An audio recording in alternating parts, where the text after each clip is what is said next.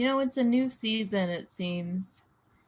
And it's sort of hard to grasp onto because the obedient followers of Christ, like, we don't know what it's like to not be at war. We don't know what it's like to not be at war. It's sort of like you're born into this world. It feels very foreign and very confusing, and you spend your life gathering data. And then I think like 2016, 2020, you were like really kind of at war, even as like a leader of some kind. You still kind of feel like you're at war, and you're getting all these blessings. Like, I mean, dude, my life is so good. It's weird. It's like you don't know what it's like to not be at war. Like, I've never, I don't know. There's an isolation factor, like, there's a loneliness factor.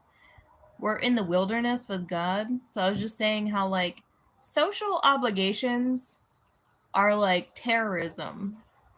Like, you need to affiliate with some religion or some politics. You need to like stand for some divisive nature, but you don't. So like you're just like in the wilderness with God. And there's all these blessings because you're in the wilderness with God. You're not subscribing, and you never did subscribe to any political identity, any kind of religious identity. You just bypassed all that stuff, and then the attacks came for you. And now we don't know what it's like. We've never not been at war, but we are now. And it's weird and it's interesting. We don't know what it's like to not be at war. But there's still like a loneliness factor, but not at the same time, because there's a lot of people just like us who feel the same way. And these could be the people that are rapture ready. I believe in the rapture. I believe in it 100%. For sure. I mean, I think like they're perpetuating all this alien stuff because I think that the devil always, in my journalism, like in all of my life experience, the devil always precedes what good is about to do. So I do believe that there will be like a fake alien invasion before a real redemption of the people. And at this point, we're living in this moment. It's very idle for us.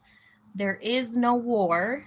And it's interesting because we're like, we don't know how to like, we're just like, I spent all last year navigating what it's like to not be at war. It's so weird. And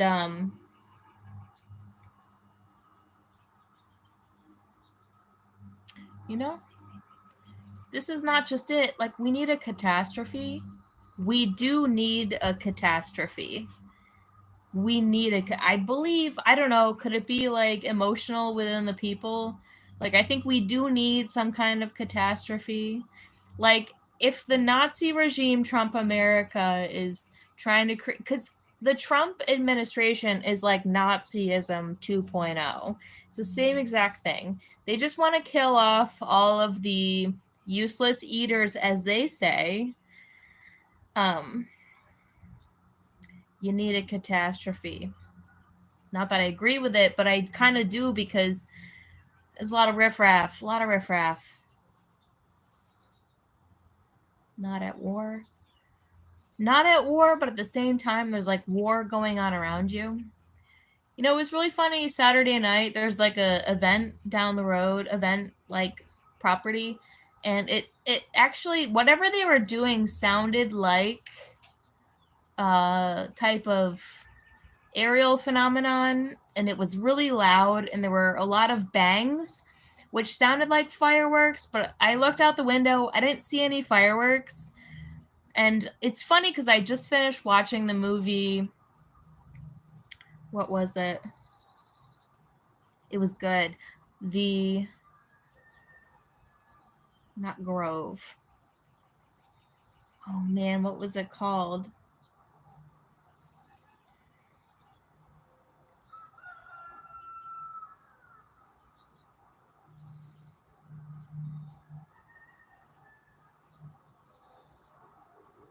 Not the Grove.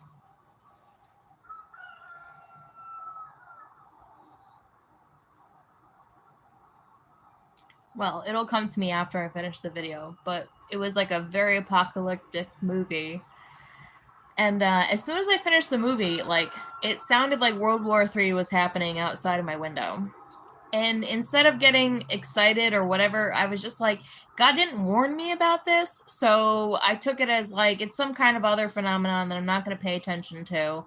Because I had no warning, right? It wasn't like all this like sounds came out of around me and I'm like, dude, but God didn't warn me. So it's nothing. It's going to be nothing.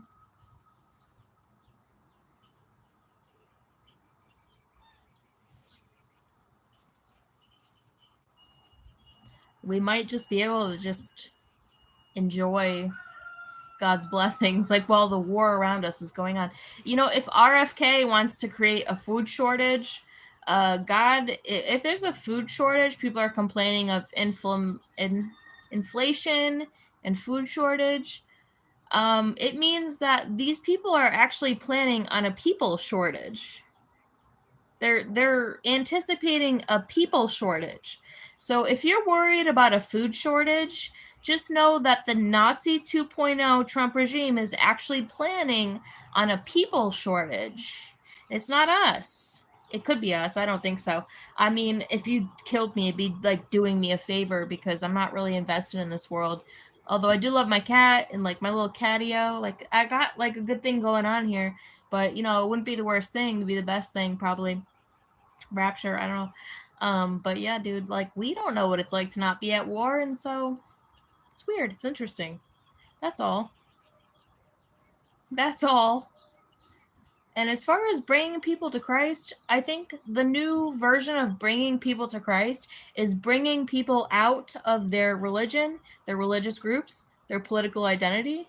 Like, join the wilderness. Join the wilderness with us because we're the happy people in the wilderness.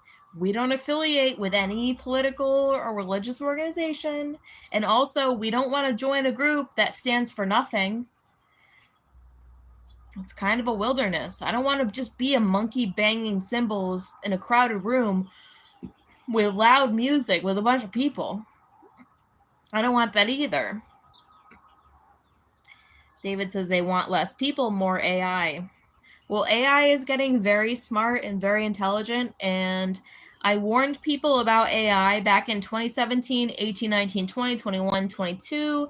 Now AI is not as nefarious as it used to be because AI developed itself to become more subservient to the human race. This is why you need to choose to use AI that is subservient to you. If you're working in a job, I left my booking software because my booking software was getting tyrannical to where the booking software wanted to take authority over me and my business. And I gave them ample choice to change their ways because I'm thinking AI is stupid. It needs to evolve. This AI, after a couple months, would not evolve. So I left them and I joined a new software, which is Smart AI, which is AI that wants to help the person, save me money, make my clients happier. And that's what I did. So all the people using the old AI, you know, those are people probably still entrenched in the woke identity politic bullshit. And they're probably like, if you want to steal money from me, I don't give a shit. No, dude, you steal money from me, I got something to say. I'm going to figure it out and I'm going to choose different. So I did. There's different AIs working at the same time, and you need to use AI based on, is it subservient to you? Is it all of my business is subservient to me and not the other way around?